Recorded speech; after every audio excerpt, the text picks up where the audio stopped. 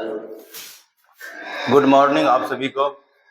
देखिए आज हम लोग फिर से एक जीव विज्ञान के 3 को चित्र जो रह गया था हम लोगों को पढ़ना, उस सभी के बारे में जानकारी हम लेंगे। देखिए पहला नंबर हम आपको आहार नाल, श्वसन तंत्र, नेफ्रॉन, हृदय और मानव मस्तिष्क, ये आपका 5 गो हो गया जो हमको पिछले वीडियो में हम लोग देखे हुए थे। उसके कैसे कैसे कंस्ट्रक्शन बनाते हैं। वैसे नाम तो सब जगह लिखा हुआ है, बट आपको वहाँ पे चित्र बनाने में थोड़ा समस्या होती रहती है फ्री हैंड, इसलिए मैं आपको ये वीडियो लेके आया है ना। तो ये सब के बारे में हम लोग देख चुके हैं। अब आगे हम लोग देखेंगे पुष्प। पुष्प का चित्र, जो पुष्प मतलब फूल, फूल का चित्र हम लोग किस तरह से डिजाइन करते हैं, कैसे हम लोग उसको बनाते हैं, थोड़ा देखते हैं कि उसमें क्या क्या भाग भी होता है। समथिंग ऐसे तो लिखा हुआ है भाग सबका नाम, वो आप बुक से भी उठा सकते हैं, है ना। चलिए यहाँ पे हम लोग क्या करते हैं, जब हम पुष्प के बारे में बात करते हैं तो आप कोई भी एक पुष्प लेके आइएगा, तो थोड़ा जिसका साइज थोड़ा बड़ा हो उसको देखने में आपको आसान होगा, है ना। तो उसके देखने के लिए हम लोग क्या करते हैं, जब पुष्प को तोड़ के लेके आते हैं तो उसमें हमको देखने को मिलता है कि नीचे जो जहाँ तोड़ते हैं वो हरा वाला भाग डंठल जिसको बोलते हैं, यहाँ पे उसको हम लोग क्या यहाँ पे बोलते हैं डंठल जो होता है उसको हम लोग ब्रीन ले लेते हैं, एक डंठल, है ना। इसके ऊपर क्या होगा, एक गोला सा भाग होता है, फिर एक ऊपर से सुराही जैसा रहता है, सुराही के मुंह जैसा यहाँ पे रहता है ना। सुराही के मुंह जैसा ये भाग होता है, बराबर ना।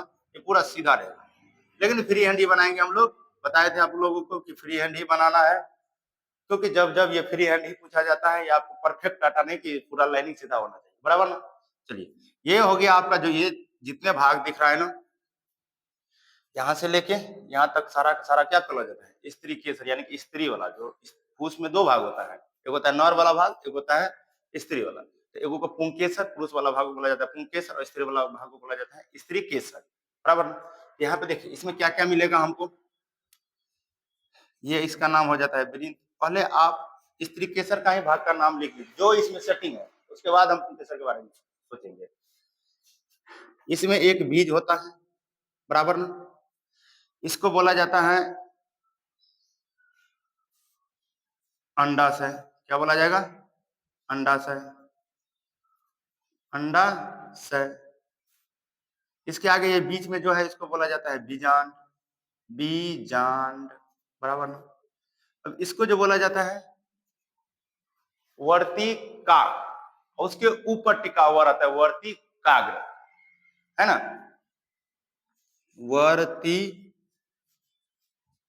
वर्तिका, इसके ऊपर में रहता है वर्तिकाग्र, वर्तिकाग्र, बराबर ना। अब ये वर्तिकाग्र वर्तिका ये हो आप सबका हो गया, है ना। इसी के जस्ट नीचे में जहाँ पे जो तो आगे हम लोग कुछ और भी बनाने वाले हैं, तो जो कि स्त्री केसर, ये 1 2 3 4 ये सब क्या हो गया आपका स्त्री केसर का भाग हो गया। अगर आप चाहे तो तीनों को लिख सकते हैं, क्या लिखा जाए, जगह तो अभाव है। चलिए ठीक है, देख लेते हैं। इन सभी को मिला के हम लोग यहीं पे लिख देते हैं, यहाँ से लेके यहाँ तक जो भी है ना, इसको क्या बोला जाता है, स्त्री केसर, बराबर। अब ये इस साइड हम स्त्री केसर वाला भाग लिख दिए। अब इधर देखिए, अब इसमें और भी कुछ कुछ होता है। एक छोटा सा पतिया देखिएगा आप, तो जो आपको छोटा छोटा दिखने को मिलेगा वहां पे, तो कुछ इस तरह का ही रहता है, जिसको ये सपोर्ट करता है, बाह्य पत्र टाइप होता है ना। इसको क्या बोला जाता है, बाह्य दल पत्र। दल पत्र बना दीजिए, कोई सा भी एगो पतिया ले लीजिए, बोलिए कि आप बड़ा बड़ा सा बना दीजिए, जो भी बनाना है बना दीजिए, है ना। दल पत्र इसी के चिपका के बन गया ये दल पत्र, बराबर। अब इसके ऊपर जो हम लोग देखते हैं, एक होता है आपको तंतु लगा हुआ रहता है, इसका नाम क्या है, जो भी बना रहे हैं इसका नाम है तंतु। तंतु के ऊपर में क्या होता है, पराग कोश। पराग कोश में क्या होता है, पराग कण, बराबर ना।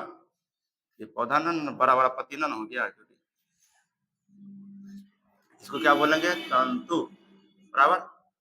इसके ऊपर में जो होता है उसको क्या नाम बोलते हैं, इसका क्या नाम है, पराग कोश। देख लीजिएगा कौन सा कोश होगा, तालम से होगा, तालम से पराग कोश। इसी में क्या होता है, परागकण भी होता है। क्या होता है? परागकण। इसको बोला जाता है परागकोश। और उसके ऊपर में जो पाउडर टाइप होता है ना, उसको क्या बोला जाता है? परागकण। परागकण। परागकण, बराबर ना? ये जो आपको तंतु दिख रहा है, ये बहुत सारा होता है, 4 गो 5 गो, जितना दिखाना हो दिखा दीजिए, कोई दिक्कत नहीं, है ना? उस साइड भी दिखा दीजिए और इस साइड भी हमें दिखा देना है।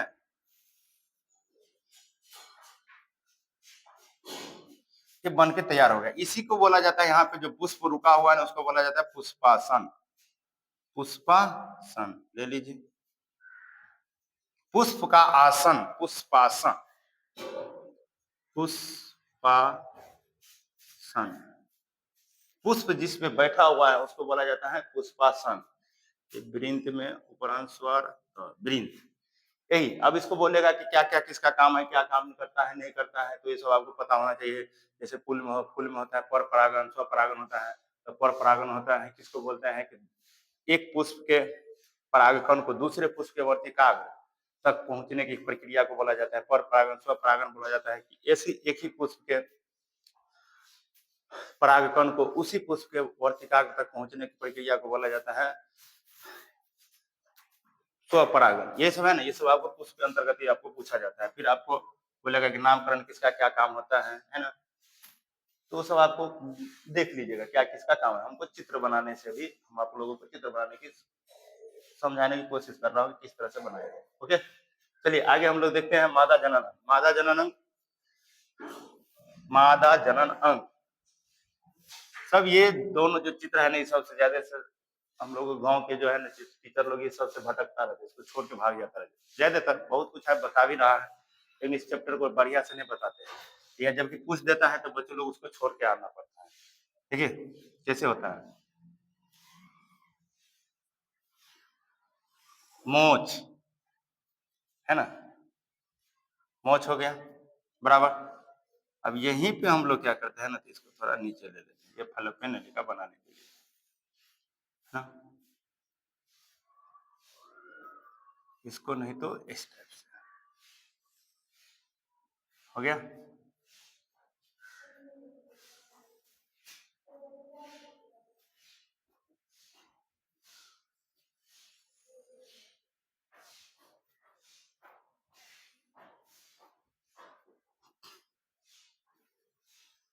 इसको डबलिंग कर देते हैं। क्या करते हैं हम लोग? डबलिंग कर देते हैं, देखने में सुंदर लगे।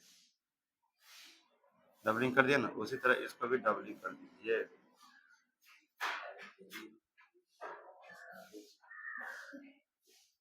इस बीचवा में जो है ना, इसको साइड कर दीजिए। फ्री एंट्री का तो अपने हिसाब से करते हैं ना।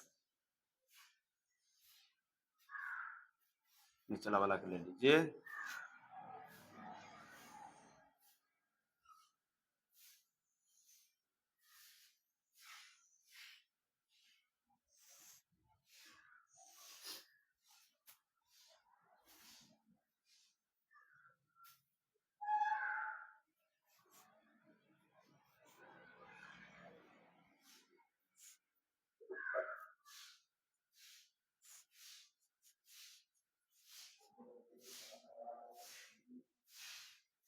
देख लीजिए कैसे बनाना है।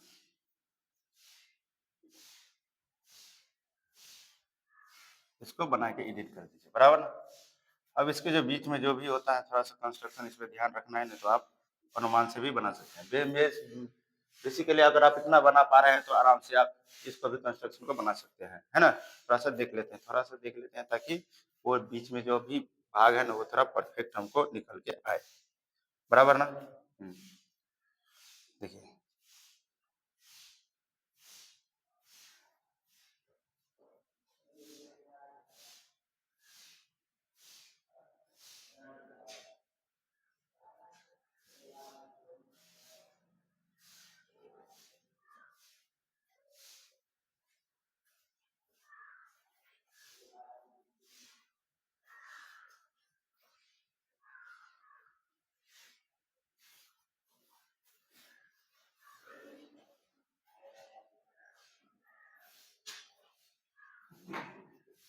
इतना मिटा दीजिए, एक्स्ट्रा लग रहा है।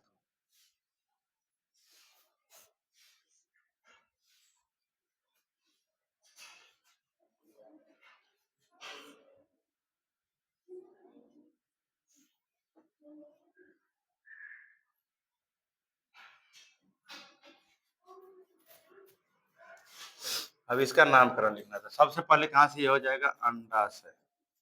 अंडाशय इसको बोला जाता है शीर्ष भाग, किसका, फैलोपियन नलिका का शीर्ष भाग। ये लिखा होगा, देख लेते हैं। किसका है, अंड अंडवाहिनी का शीर्ष भाग किसका है, अंडवाहिनी का शीर्ष, अंडवाहिनी का शीर्ष। इसके बाद आगे चलिएगा तो ये हो जाएगा अंडवाहिनी, अंडवाहिनी बराबर ना। इसको क्या बोला जाता है, फैलोपियन नलिका, फैलोपियन नलिका, फैलोपियन नलिका। इसके आगे फैलोपियन नलिका के बाद यही भी अगर आप दिखाना है तो कहीं भी दिखा दीजिए। क्या हो गया हमारा, अंडाणु। अंडाणु महीना में जो एक बार एक ही अंडाशय से निकलती है, इसको क्या बोला जाता है, इसको बीच वाला को भाग को गर्भाशय, गर्भाशय। गर्भाशय के बाद योनि,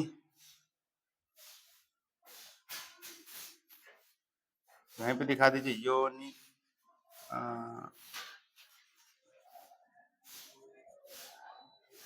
योनि के बाद हाइमेन, ये जो थोड़ा सा उभरा हुआ भाग है इसको बोला जाता है हाइमेन। और लास्टली आपको बलवा। बस इतना कुछ दर्शाना है। लास्ट वाला जो पॉइंट होता है उसको बोला जाता है बलवा। ठीक है ना। ये आपका हो गया माता जनन। अब इधर थोड़ा देख लेते हैं नर जनन, है ना, लास्ट। तो ये बहुत आसान है। यहाँ पे एक मूत्राशय बना दीजिए और सीधा इसको लेके आ जाइए, पतला सा जेट रहने दीजिए, है ना। पेंसिल से रहेगा तो हम आसानी से इसको एडिट कर सकते हैं। गोला, और यहाँ पे ये मूत्र मार्ग जो होता है थोड़ा बड़ा होगा। अब यहीं पे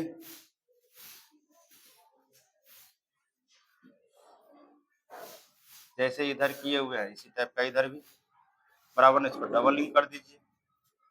ये नस होता है, उसमें नर होता है। नर मतलब समझते हैं ना, मोटा सा पाइप, इसमें पतला सा होता है, इसको नस बोल देते हैं हम लोग, है ना। इस पे ध्यान रखना है बराबर। इसको भी डबलिंग कर दीजिए।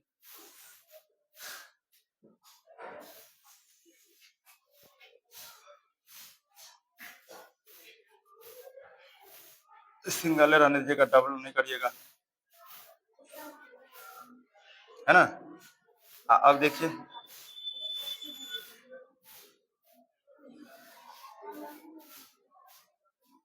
अब यहाँ पे अब क्या करना है, यहाँ पे शुक्राशय जहाँ पे शुक्राणु स्टोर होता है इसका सिंबल बना दीजिए दोनों साइड, बराबर ना।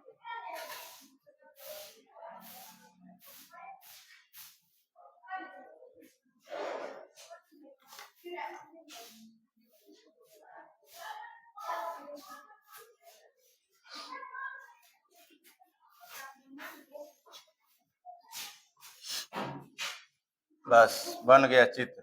अब इसमें नामकरण लिख लीजिए। इसका नाम क्या है, वृषण। इसको क्या बोला जाता है, शुक्रवाहिका या शुक्राणुवाहिका। शुक्राणु इसी रास्ते से निकल के जाएगा ना।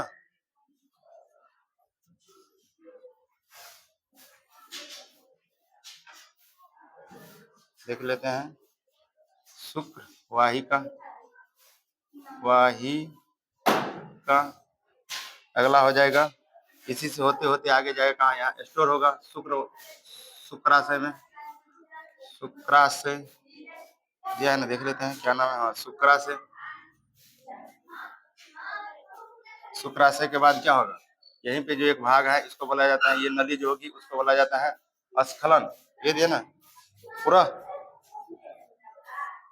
पूरा अस्त, पूरा अस्त, पूरा अस्त ग्रंथि, पूरा अस्त ग्रंथि उसको ना, स्खलन इसको, सॉरी स्खलन इसको बोलते हैं। स्खलन तो है ग्रंथि के बारे में। अस्खलन नलिका,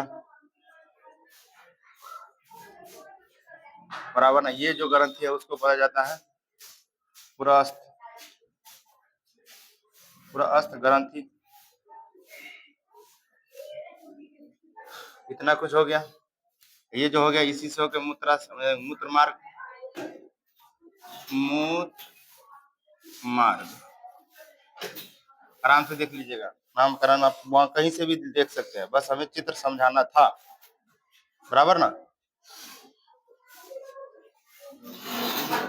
अब इसके आगे क्या है, शिश्न, अब स्खलन ये सब हो जाएगा। लास्टली इसको क्या बोला जाता है, इस वाले भाग को बोला जाता है शिश्न।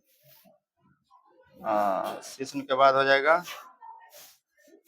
जिससे हमारा मूत्र बाहर निकलता है उसको बोला जाता है प्रीप्यूस, प्रीप्यूस, बराबर ना। इसको थोड़ा आप हैचिंग कर दीजिए ताकि अलग लगे, इसमें नसें होती हैं। इसको क्या बोला जाता है, मूत्राशय। मूत्रा यह होगा, कहाँ है, मूत्राशय, मूत्राशय। चलिए, यही आपका, यही 3 गो रह गया था।